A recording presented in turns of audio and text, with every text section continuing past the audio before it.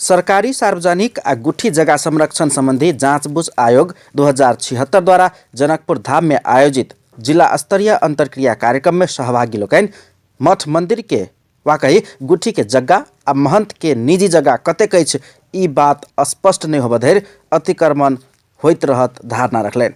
कार्यक्रम में बिघो बिघा जमीन जालसाजी कऽ निजीकरण करबाक अतिक्रमण करयवला सबके कार्यवाही धरि के माग समेत उठल अछि। अतिक्रमण में संलग्न रहल सब गिरोह के पक्राउ कऽ कार्यवाही कयल जेबाक चाही माग उठल अछि। अब हामीले एउटा के गर्नु पर्यो भन्देखि चाहिँ अहिले पनि समय छ। मन्दिरको जग्गा कति हो र महन्तको निजी जग्गा कति हो अहिले यो आयोगले छुट्याओस् वा प्रजीको जिम्मेवारीमा देओस्। मन्दिर भोलि उसले मेरो निजी सम्पत्ति हो म रजिस्ट्रेसन पास गर्छु हालेदेखिको बकस गर्छु भनेर आयो भने गर्न दिने कि नदिने स्थानीय रूपमा के प्रजीलाई एउटा समिति बनाइदिनु पर्यो उसको निजी जग्गा हो होइन भनेर। उसको निजी जग्गामा हामीलाई त कुनै सरकारै छैन जसलाई दिए पनि। तर मन्दिरको जग्गा अब कसरी अतिक्रमण भइरहेको छ भनेदेखि चाहिँ वास्तवमा जुन मन्दिरको जग्गा छ अतिक्रमण के मनखब लिएर के गरेर मान्छेहरूलाई बसाएर जुन अघि भन्नुभयो नि सबैले पैसा तिरेर मात्रै जग्गा लिएको छ, फ्रीमा कसैले पनि लिएको छैन। तर अब त्यो जग्गालाई मन्दिरको जग्गा कति हो र महन्तको निजी जग्गा कति हो त्यो तत्काल छुट्याउनु पर्यो। कार्यक्रम में सहभागी स्थानीय वासी लोकैन संपूर्ण जनकपुर धाम नगर गुठिए के जमीन में बैसला से कतेक के घर तोड़ब कह प्रश्न समेत कैने छलैन। गुठी संस्थान के कार्यालय जनकपुर धाम के प्रमुख वैकुंठ प्रसाद रेग्मी जग्गा महंत सब संगे किन्ने रहितो ओइबे घर केना के बनल नक्शा पास केना भेल से प्रश्न करैत संपूर्ण संयंत्र के मिली भगत में अतिक्रमण भेल आरोप लगौलने छ। जनकपुर नगरले गुठी जग्गामा बसेको छ भने सन्यासी जग्गामा बसेको छ विगत धेरै वर्ष अगाडिदेखि बनाइ आएको घरहरू छ भने अब त्यस सम्बन्धमा के गरियो त छलफल गरेर एउटा नीति निर्माण हुनु पर्यो र त्यो अतिक्रमण हटाउनलाई गुठी संस्थानको मात्रै सहभागितामा त्यो अतिक्रमण हट्न सक्ने होइन। यहाँका स्थानीय निकायका पदाधिकारीहरू, राजनीतिक दलका पदाधिकारीहरू, स्थानीय प्रशासन प्रहरी सबैको सहयोगमा एउटा चाहिँ जिल्ला स्तरकै चाहिँ यो आयोग एउटा गठन हुनुपर्छ भन्ने मलाई लागेको छ।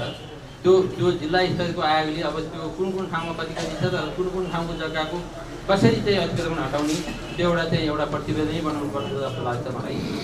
नापी कार्यालय धनुषाक नापी अधिकृत शत्रुघ्न प्रसाद यादव समेत स्वयं सब बुझते गेला पर जग्गा गुठिए के रहल रहितो वही जग्गा ऊपर नम्हर भवन सब दशक अगाडि बन चुकला से अतिक्रमण हटाब मुख्य चुनौती रहल धारणा रख्ने छलैन।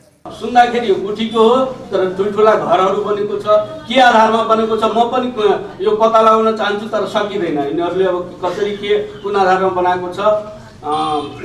र अर्को कुरा के छ भने यो हाम्रो गुठीको जग्गाहरू केही यो जनकपुर बाहेक जिल्लाका अरू क्षेत्रहरूमा पनि छ र अहिले हाम्रो कार्यालयको कार्यक्षेत्र भनेको सोवासी दर्ता हो। सोवासी दर्ता भनेको घर बास गरेर बसेका जग्गाहरू हामी अहिले दर्ता गरिरहेका छौँ र त्यसमा हाम्रो 7 दिने सूचना र 21 दिने सूचना प्रकाशित हुन्छ।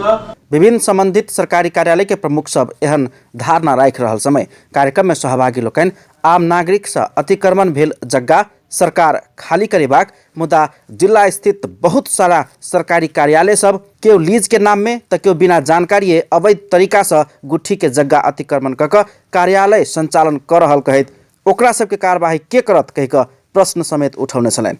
कार्यक्रम में आयोग के अध्यक्ष मोहन रमन भट्टराई स्थानीय वासी सबसे आयल जिज्ञासा के जवाब दैत सरकारी सार्वजनिक आ गुठी के जग्गा केकरो अतिक्रमण नहीं करबाक चाही, यदि ओहन कयल गेल अछि तऽ अतिक्रमण खाली कऽ संरक्षण करबाक सभे के दायित्व अछि कहैत आयोग पूर्व के भोजराज घिमिरे आयोग आ प्रोपब्लिक लगायत के विभिन्न प्रतिवेदन सबके आधार मान कऽ नया तरीका से जाँचबुझ कऽ प्रतिवेदन सरकार के बुझेबाक धारणा रखले छ।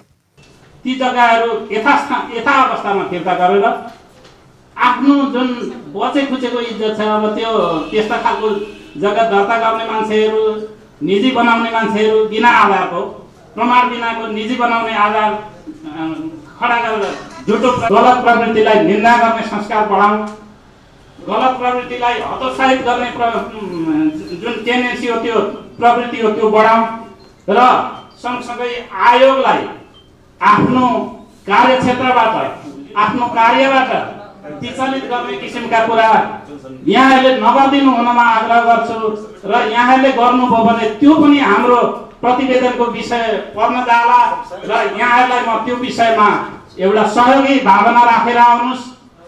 मेरो जग्गा बचाइदिनु पर्यो भनेर नआउनुहोस्, अरू प्रलोभन दिएर नआउनुहोस्। म यो हार्दिक आग्रह गर्न चाहन्छु। सड़क विस्तार के नाम में विभिन्न मंदिर सब के जगह अतिक्रमण केनाई पाप के भागीदार बननाई अछि कही तो एहिमे स्वच्छ समिति गठन कऽ छानबीन कऽ दोषी के कानूनी के दायरा में लाबऽ परबाक टिप्पणी केलनि। केंद्रीय सरकार पूर्व उप प्रधानमंत्री सहित उच्च पदस्थ मंत्री आ कर्मचारी सबके समेत अवैध रूप में जगह अतिक्रमण के जालसाजी में मुद्दा दायर केने समय जनकपुर धाम में समेत गुट्ठी जमीन के अतिक्रमण संबंध में अब चर्चा आ बहस चल लागल अछि। अपन टेलीविजन के लेल कैमरा में धीरज कर्ण के साथ में पूरन शाह, जनकपुर धाम।